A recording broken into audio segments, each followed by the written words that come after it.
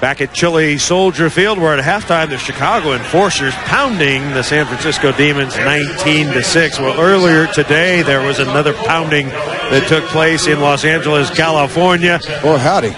Yeah, it was on TNN. Orlando and Los Angeles, the two best teams in the league, went at it.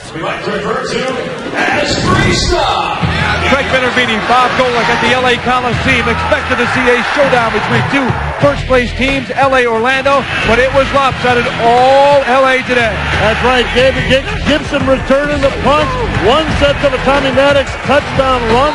Another, a Cortez field goal gives them a 9-0 early lead. You want hard hitting? You got it today. Lamont Evans with a big hit, taking off the head practically of Diallo Burks there. But here's the biggest hit of the game, one long on Brown. Yeah, Jeff Brom out, separated shoulder. They're saying 3 to 4 weeks. That would take him to the playoffs, but not looking good. It'll be Brian Cooklick taking his spot. The Rage had payback on their mind, hitting Tommy Maddox, but he was okay to shake off that hard hit, and shake it off he did. He ran for one touchdown. He threw for two others, both to Darnell McDonald. 18 zip there, then another key defensive play to set up a late touchdown in the second quarter. That's right, this pass, nicely played, stepped in front. Lamont Evans returns to 57 yards, setting up Tommy Maddox for the other touchdown pass to McDonald, another slam from the right-hand side. A shocking score, 25-zip at the half, and LA kept on going in the second half as Saladin McCullough took this one in. It was 31-0, a touchdown for the local product from Pasadena. LA moves to 5-2. The Xtreme still in first and jolly in the West. Orlando taking its first defeat, and now with a quarterback problem, Jeff Brom is out. LA wins 31-6. So the weekend scoreboard shows you Las Vegas with perhaps the most impressive performance. Memphis squeaked out by New York, and then Los Angeles pounding Orlando. Orlando losing Jeff Brom, the Las Vegas Outlaw defense, brilliant all season. And Wally Richardson has really revived the New York, New Jersey hitman. How about Tommy Maddox? No question. Tommy's done a great job, yeah. And this Wild Wild West is still as wild as ever, and it's anybody's game over there. I like the defense of Las Vegas. I've always believed that you win championships with defense. You're going to win the close games with defense. Even though Vegas doesn't have a whole lot of offense, they're able to stay together with a strong defense. Over in the East, the Rage has already clinched a playoff spot. They get their first loss today. The New York Hitmen playing a lot better. They're 3-4. Birmingham at 2-5. But the Enforcers, if they can win tonight, they jump right back into that playoff race. Hi, everybody. Chris Marlowe and Brian Bosworth. San Francisco comes in as a 2-point favorite, and they are cleaned and clocked in that first half. There's no question. They're completely out of sync. They don't know which way is up right now, and you got to give Chicago's front line all the credit in the world. They've opened some big holes at buying time for Kevin McDougal. They're doing everything right on offense, and for the first time, they're doing everything right on defense, too, which is exactly what Coach Ron Myers told us that they need to do. They need to put the offense on the field and the defense on the field on the same page in the same game, and they'll be successful. Chicago's game plan to come out and run the football behind their superstar, John Avery. A magnificent first half. John Avery, a man of the people, a little earlier. He was out amongst Chicagoans. Saturday, it was St. Patrick's Day, and here's what happened. How you doing? My name is John Avery for the XFL, Chicago Enforcers. Today is St. Patrick's Day, but I think that we're all losing the real focus on St. Patrick's Day. It's the color green, but what else is green? Boogers. We got a guy from Ireland here. This is my cousin on my daddy's nephew's side. And, you know, he just popped up, and I'm just so happy to see you. What kind of belly button you got, huh? Oh, zoom in, baby. There you go. I'd just like to say that was extremely nasty. That was just kind of me just messing with people. I mean, that's the type of person I am. I feel like I can get along with just about anybody. You're an XFL dude? No, I'm the water boy. My thing is, I think I identify with too much with like TV.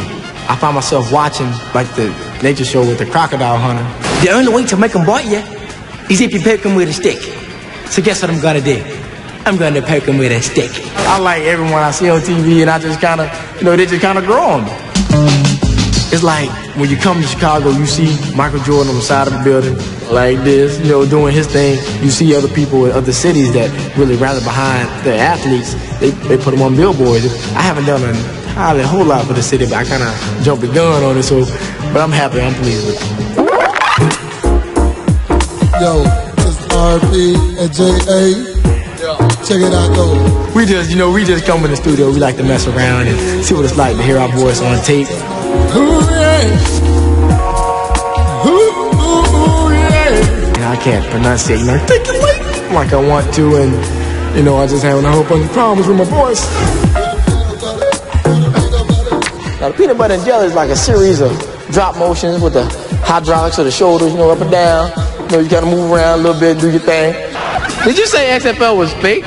How about we give up ball and we see how fake it is, okay? And I just have a good time just being John Avery. That's it. I don't try to be anything and I'm not. I'm having a great time in the XFL and I wouldn't change it for the world. John Avery, funny guy, 67 yards rushing here in the first half. He's loving every minute of being here in the XFL. He loves the game of football no matter where it's played, as long as he's on the field.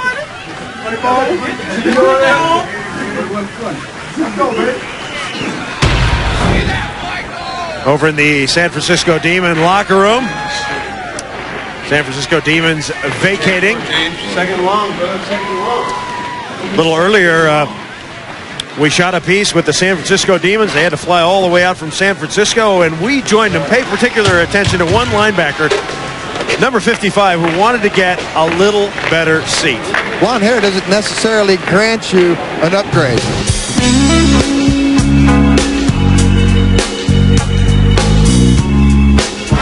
Bucky, Cousins. They need an address from like about 7 years ago. So Dittman. So I can't get my upgrade until I get my number. It's very important to have a good shine, Make you go into the game feeling good, We delayed a whole nother almost an hour, 45 minutes. It's better to be early than late. So we just here early and, it's no problem waiting. Well, I'm still trying to get my number, so since I got all this time on my hands since our flight been delayed. So you're playing left down, we go under, tight down. Tight left, tight left. Just chilling, man. Get my mind right for that game. No deal. Sitting in, coach. The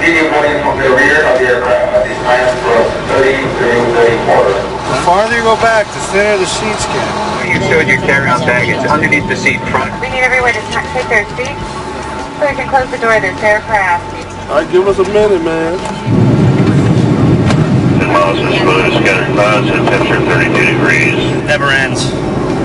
It's tireless being a football player. So you just line up between him and leave him in the box. Ladies and gentlemen, welcome to Chicago O'Hare International Airport.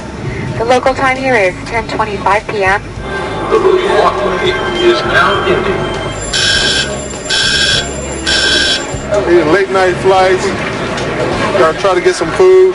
About time, man. Damn, it took 30 minutes for this thing to come. It ain't that cold here. It's better be freezing. This is a real critical part of the trip. This is where you get your rooms, your room key. Without that, you're probably bunking up with someone not real good. Oh, man. Damn! They trying to school me. Peace out. See you tomorrow. All right, long trip for San Francisco. Seemed like it in the first half. Moments ago, where we caught San Francisco coach Jim Skipper talking to his team. You're not sitting on the bench. When the offense is out, the defense is rooting. There ain't no sun out, you ain't tired, unless the coach is talking to you or the medical people got you down. Are we with that? You stay right up on the sideline, root the guy on. And we want to win the game or what? Yeah. Let's go do it. Get up here and get a win. Bring it up. Yeah, let's go win. Let's get a win on three. One. They've got to do something, and Coach Jim Skipper, that's his approach to try to light a fire into this frozen San Francisco Demon team. Altogether, offense and defense has not played well tonight for Coach Jim Skipper.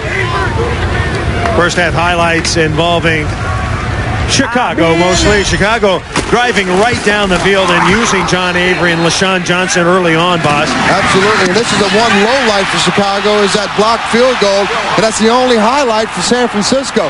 They got to get a lot more highlights to get themselves back in this football game tonight. That was Dwayne Harper going 79 yards, but when Chicago got the ball back, they just grinded it out again. They just went back to what was working before. LaShawn Johnson and the whole running game.